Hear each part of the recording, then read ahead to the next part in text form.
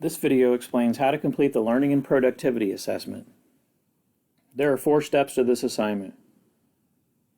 The first step is to create an AchieveWorks account so that you can take your Learning and Productivity Assessment. Click here for the directions how to do that. Here are the following steps. It'll look like this. If you need assistance, please contact support at Human Resources. Step 2 is to complete the Learning and Productivity Assessment and then download and save your results. Here are the directions about how to save your results. Here's an example of what your results look like. In the top right-hand corner,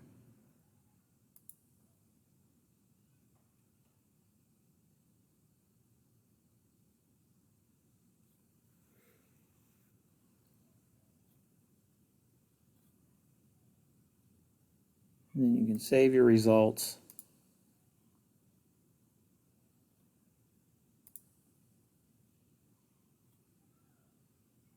Once your results are saved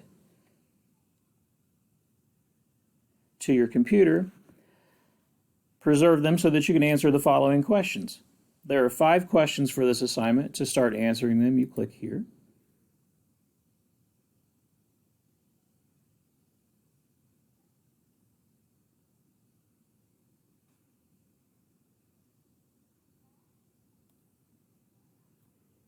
For journal entries, it is recommended that you copy the questions before you create your journal entry.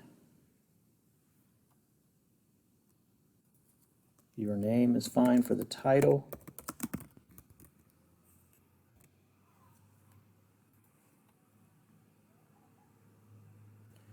And then you'll answer each question.